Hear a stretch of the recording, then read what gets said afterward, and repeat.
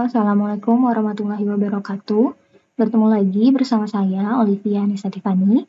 Di video kali ini kita akan mempelajari tentang perbandingan trigonometri pada sudut istimewa. Nah, apa itu sudut istimewa? Sudut istimewa merupakan sebuah sudut dengan nilai perbandingan trigonometri yang bisa ditentukan berapa nilainya tanpa perlu menggunakan kalkulator.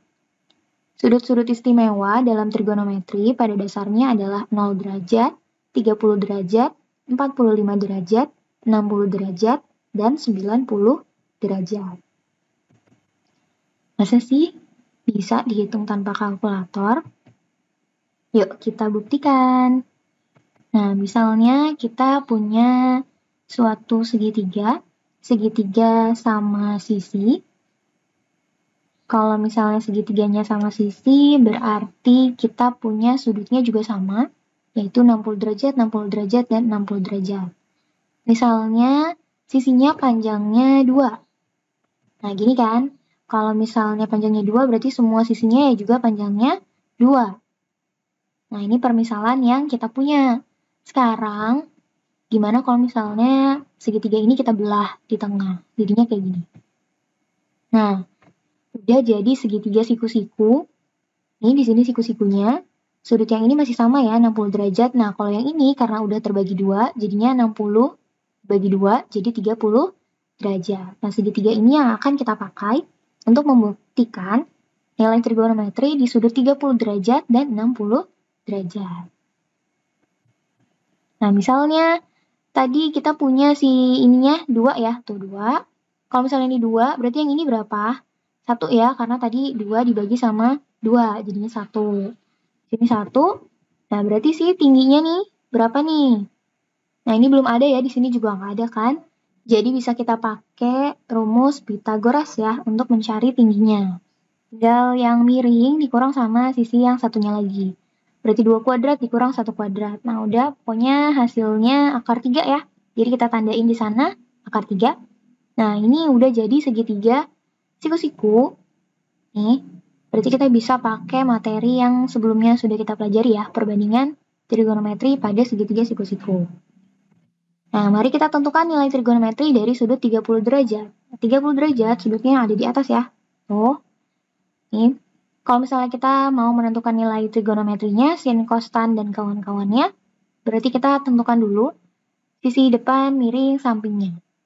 Nah, sisi depannya adalah 1, berarti D-nya adalah 1.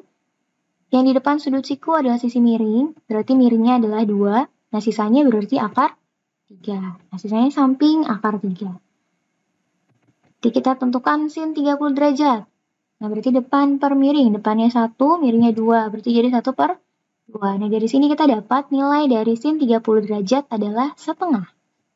Kita lanjutkan lagi untuk sudut 30 derajat pada cos ya.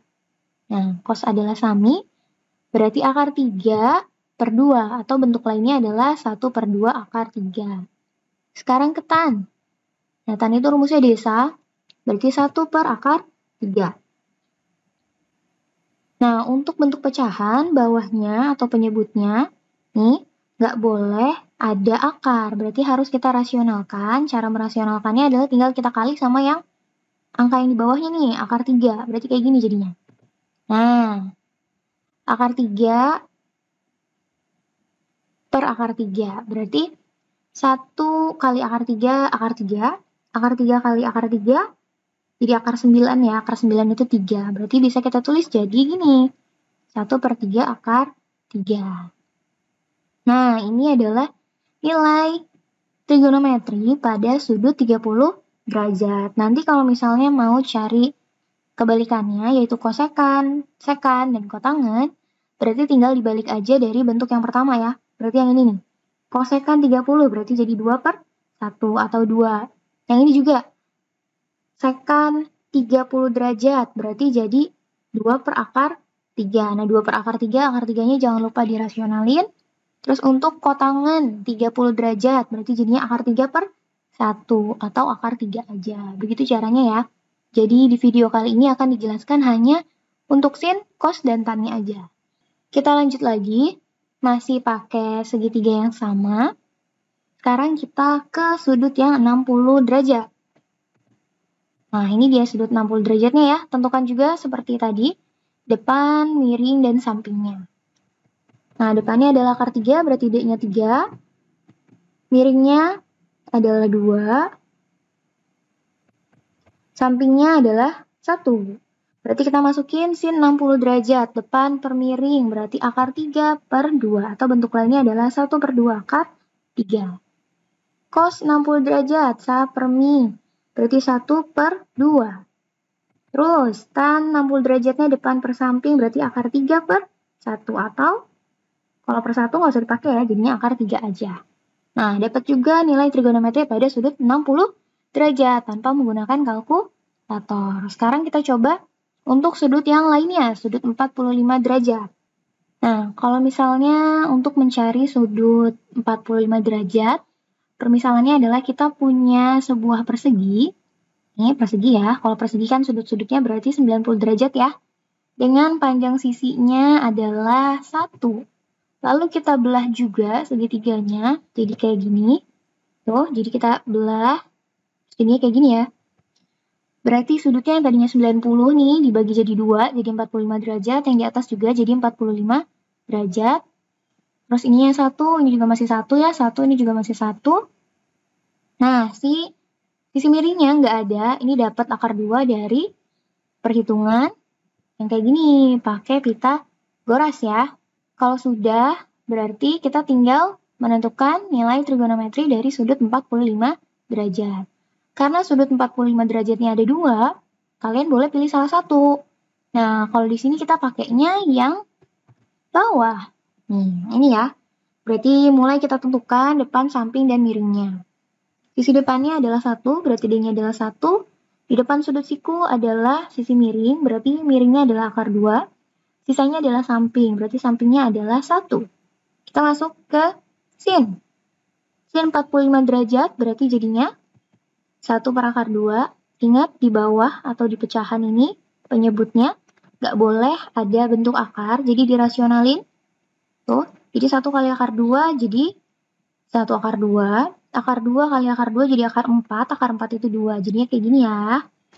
Lanjut lagi ke cos 45 derajat. Berarti jadinya 1 per akar 2. Nah, ini persis kayak sin 45 derajat ya. Berarti masih sama. Jadinya 1 per 2 akar 2.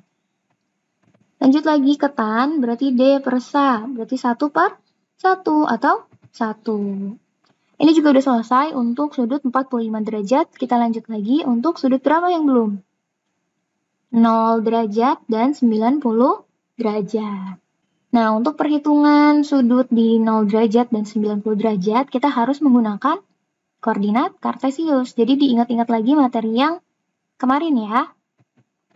Nah, misal terdapat titik O 0,0 dan titik P 0,1, dan alfa adalah sudut positif yang terbentuk dari sumbu X positif dan OP. Nah, berarti gini, kita punya koordinat kartesius, kita punya titik P-nya 0,1, 0,1 berarti di sini ya. Nah, terus katanya ada OP kan, jadi O-nya di sini di 0,0, OP berarti si garis yang merah ini. Terus katanya ada alfa, membentuk dari sudut X positif sama si OP, berarti jadi gini, ini alfanya. Nah, karena dia berhimpit sama si sumbu Y, berarti ini membentuk sudut siku-siku. Sudut siku-siku itu adalah 90 derajat. Nah, berarti ini alfanya adalah 90 derajat. Sekarang kita balik lagi ke materi yang sebelumnya. Nah, kalau kita punya koordinat, berarti ini ada sa sama ada D-nya. Tinggal kita cari mi-nya ya. Pakai Pythagoras, berarti kita dapat miringnya adalah 1. Kalau udah ada samping, depan, dan miringnya, bisa kita tentukan nilai dari sin, cos, dan tan-nya. Nah, sin 90 derajat berarti jadinya 1 per 1 atau 1. Cos 90 derajat sa per mi. Berarti 0 per 1. 0 dibagi berapapun hasilnya 0. Lanjut lagi ke tan. Nah, tan D per sa berarti jadinya 1 per 0. 1 per 0. Nah, berapapun angkanya kalau dibagi jadi 0, hasilnya adalah tak terdefinisi. Tapi ada beberapa buku atau beberapa sumber, kalau misalnya kalian cari di internet tentang nilai dari 90 derajat itu, Ada yang nulisnya tak hingga, ada yang nulisnya tak terdefinisi. Nah, ini tak hingga, ini tak terdefinisi. Yang benar adalah tak terdefinisi ya. Tapi di beberapa buku emang nulisnya tak hingga. Yuk, kita lanjutin lagi. Nah, sekarang gantian nih. Tadi kan titiknya 0,1. Sekarang gimana kalau misalnya titiknya 1,0? Tapi semuanya masih sama ya.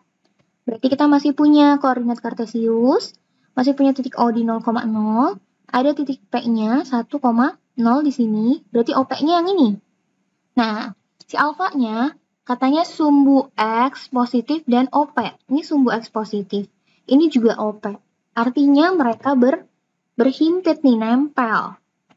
Kalau misalnya berhimpit, berarti alfanya adalah 0 derajat. Karena nggak ada sudut yang terbentuk ya, cuma dia lagi, berarti 0 derajat. Nah, berarti kita juga punya samping, depan, sama miringnya dihitung. Kalau udah, berarti kita bisa menentukan nilai trigonometri di sudut 0 derajat. Nah, berarti sin 0 derajat sama dengan 0 per 1. 0 dibagi berapapun hasilnya 0. Cos 0 derajat samping per miring, berarti jadinya 1 per 1 atau 1. Sekarang tannya. Tan depan per samping. Depannya 0, sampingnya 1. 0 dibagi berapapun hasilnya 0. Udah deh. Kita dapat nilai trigonometri dari sudut 0 derajat. Dari pembuktian nilai istimewa tersebut, maka dapat kita simpulkan bahwa nilai trigonometri sudut istimewa adalah sebagai berikut. Nah, ini Ibu ngambil dari internet, dari Google. Nah, untuk si tan alfanya, nih, si tan 90 derajatnya dia nulisnya pakai tak hingga ya. Ada juga nanti kalau misalnya kalian cari ini pakainya nanti tak terdefinisi. Atau ada juga yang pakainya strip doang, artinya nggak ada ya. Nah, yuk mulai kita bahas soal-soal yang berkaitan dengan sudut istimewa. Nah, ada pertanyaan nilai dari sin 45 derajat, cos 45 derajat, dikurang cos 0 derajat, sin 90 derajat sama dengan berapa? Ini kalau misalnya nggak ada tandanya nih antara sin dan cos, artinya dikali ya. Berarti coba kita tulis ulang soalnya, terus kita ganti nilainya masing-masing, dilihat dari tabel yang tadi sudah kita buat, yang sudah kita cari, mulai dihafalkan dari sudut-sudut istimewanya ya, 0, 30, 45, 60, dan 90 untuk sin, cos, dan tan sudah harus mulai dihafal, karena nanti pas UTS keluar materi yang ini ya. Sin 45 derajat itu setengah akar 2, cos 45 derajat itu juga setengah akar 2, jangan lupa pakai kali ya. Dikurang sama cos 0 itu 1, sin 90 derajat itu 1. Kalau udah, berarti kita kali. Akar 2 kali akar 2 jadi akar 4, 2 kali 2 jadi 4, dikurang 1 kali 1 ya 1. Akar 4 tuh berapa? 2 ya, nah berarti jadi 2 per 4 dikurang 1. Nah dari sini, kalian bisa langsung samakan penyebutnya. Berarti jadinya gini. Nah 2 dikurang 4 per 4. Berarti hasilnya kan min 2 per 4. Ini sampai sini sebenarnya udah selesai. Kalau misalnya belum ada jawabannya di pilihan ganda, berarti harus disederhanakan dulu. Berarti jadinya min 1 per 2. Ini jawaban dari soal yang tadi. Jadi kalau misalnya ada soal kayak gitu, jangan lupa dirubah dulu semua nilainya. Baru dikerjakan sesuai apa yang soal minta. Nah sekarang cos 45 derajat ditambah sekan 45 derajat. Ini juga tinggal diganti aja ya. Cos 45 derajat adalah setengah akar 2. Sekan 45 derajat adalah akar 2. Karena sama-sama ada akar 2, ini di sini ada akar 2, di sini ada akar 2, jadi bisa ditambah. Di angka depannya nanti ditambah nih, di 1 per 2, ini kan kalau nggak di depannya berarti 1 ya. Tapi nulisnya akar 2-nya aja dulu yang keluar. Nah, akar 2-nya keluar. Berarti ini tadinya setengah akar 2, akar 2-nya udah nggak ada jadi setengah ya. Tuh. Terus ini plus akar 2. Ini kalau nggak ada angka depannya berarti 1, akar 2-nya hilang berarti jadinya plus 1. Ini tinggal dijumlahin, samakan penyebutnya. Tuh. Berarti jadinya akar 2 kali 3 per 2. Atau bentuk penulisan yang benarnya adalah 3 per 2 akar 2.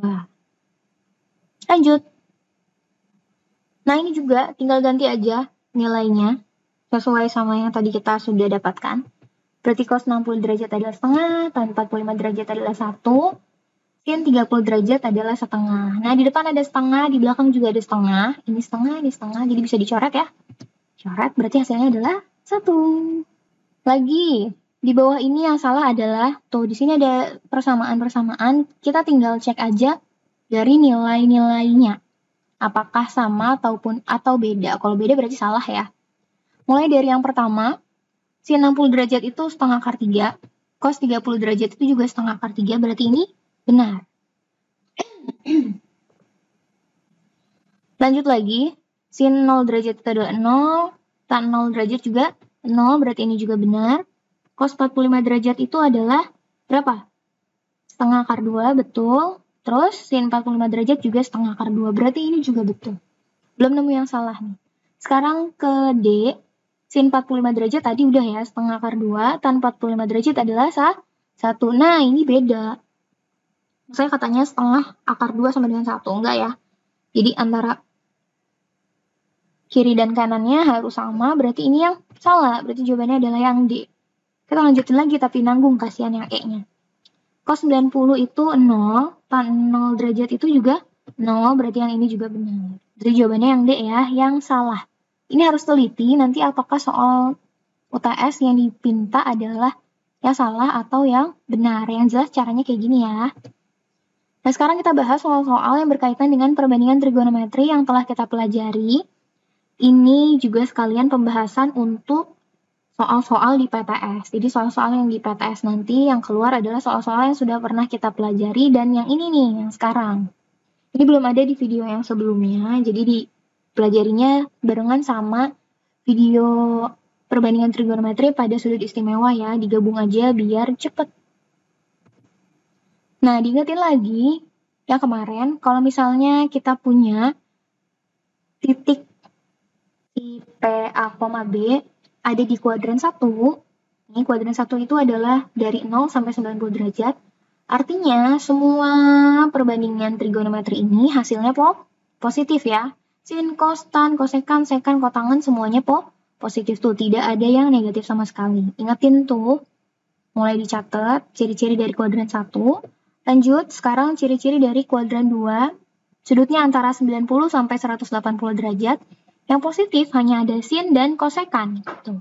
Sin dan kosekannya positif, sedangkan yang lainnya nih negatif. Lanjut. Untuk kuadran 3, ciri-cirinya adalah 180 derajat sampai 270 derajat. Yang positif adalah tan dan kotangan. Tuh, ini kan min bagi min plus ya. Jadi ini positif nih. Jadi ini juga sama dengan B per A. Ini juga sama dengan A per B. Yang lainnya negatif. Ini negatif ya. Ketinggalan di negatifnya. Ini harusnya negatif, maaf ya. Kita lanjutin lagi ke kuadran 4. Di kuadran 4, ciri-cirinya adalah sudutnya dari 270 derajat sampai 360 derajat. Yang positif adalah cos dan sekan. Tuh, cos dan sekannya positif, sedangkan yang lainnya adalah negatif. Ini yang akan kita pakai di soal yang akan kita pelajari selanjutnya. Yang ini nih, coba kita lihat ya. Nah, sin A 2/3 dengan A tumpul, maka sekan A sama dengan, nah kalau misalnya kita punya sin, berarti kita punya depan sama punya miring. Berarti nanti kita tinggal cari saknya aja. Terus katanya A-nya tumpul. Kalau misalnya sudut tumpul, artinya harus lebih dari 90 derajat, dan kurang dari 180 derajat. Ini kan. Ini adalah ciri-ciri dari kuadran 2. Tuh, dari kuadran 2. Kenapa kurang dari 180 derajat? Ya karena kan ini sudut total pada segitiga ya. Nggak mungkin melebihi dari 180 derajat. Kalau A-nya tumpul. Lanjut. Yang ditanya adalah sekan A. Di kuadran 2, sekan nilainya negatif. Nah, ini yang akan kita pakai untuk mencari nilai sekan. Pertama kita cari dulu sampingnya. Pakai rumus Pitagoras. Dapat sampingnya adalah akar 5. Langsung kita cari sekannya. Sekan rumusnya mi per sa, kebalikannya dari cos ya. Tapi ingat, karena kuadran 2, berarti dia pakai negatif. Tuh, tambahin negatifnya, baru kita ganti mi dan sa-nya. Kalau udah dapet, berarti kita lihat dulu. Di bawahnya penyebut nggak boleh ada akar, berarti harus kita rasionalkan. Jadi hasilnya adalah min 3/5 akar 5. Ini harusnya min ya. Dah, jadi ini harusnya min ya. Dapat, kita lanjutin lagi. Diketahui sin X-nya sama dengan min 0,8 untuk X terletak di antara 180 derajat dan 270 derajat. Nilai dari sekan X adalah, nah, kita lihat lagi sudutnya, 180 sampai 270 adalah ciri-ciri dari kuadran 3. Berarti kuadran 3.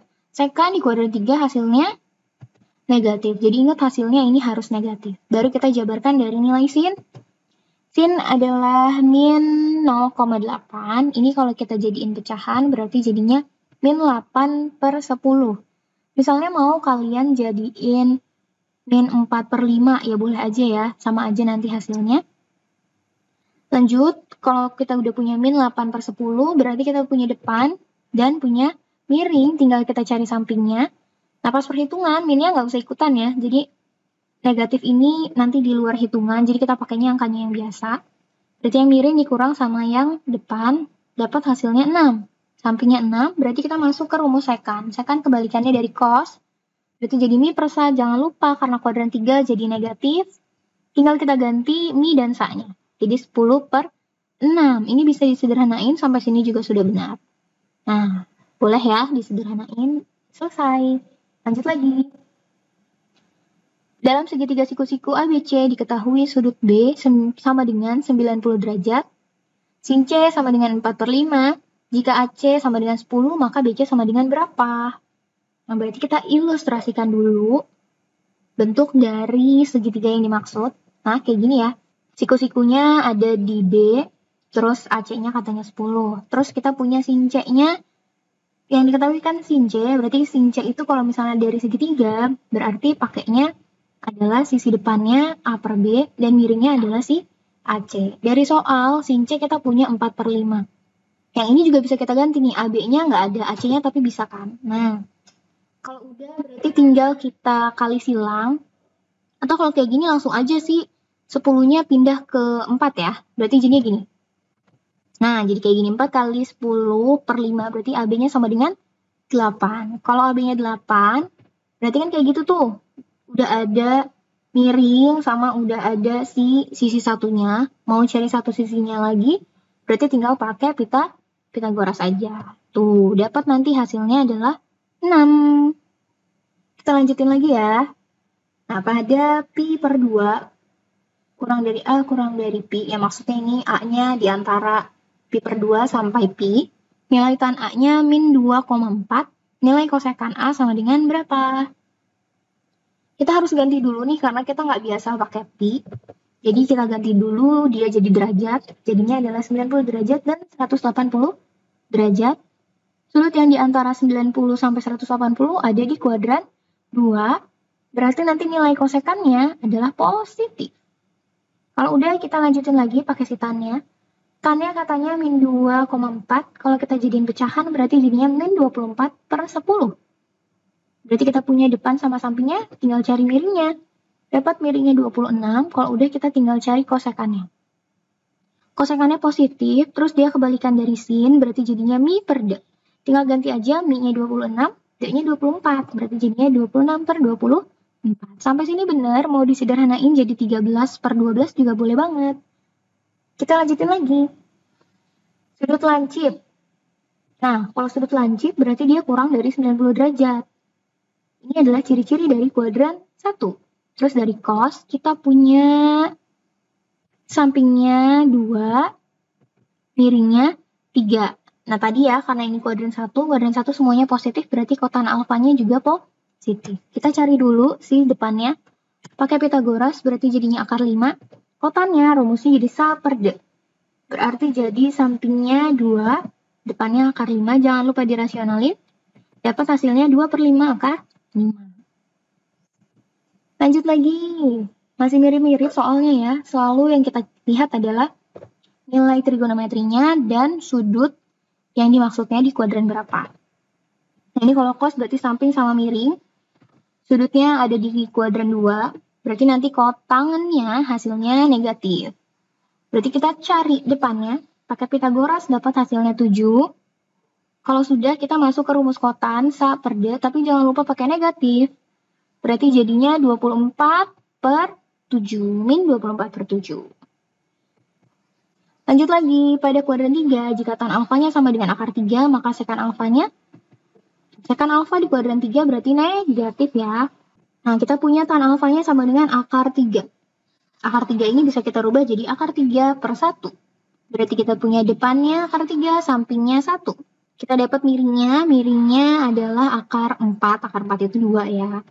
Kalau udah kita masuk ke rumus sekan, jangan lupa negatifnya. Miringnya katanya 2, sampingnya 1. Tuh, min 2 per 1. Berarti jawabannya adalah min 2. Sama terus caranya kayak gitu ya. Lanjut lagi, masih sama juga nih. Kuadran 1 berarti semuanya positif. Sin berarti depan per miring. Kita cari sampingnya. Dapat sampingnya 12. Tinggal masukin ke rumus sekan. Ini per saja, jadi 13 per 12. Udah deh, selesai. Berarti materi kita di bab perbandingan trigonometri sudah selesai. Tidak ada ulangan karena langsung ke PTS ya. Semoga dapat dipahami. Kalau misalnya mau tanya silakan bertanya melalui WhatsApp. Ibu tutup ya. Wassalamualaikum warahmatullahi wabarakatuh.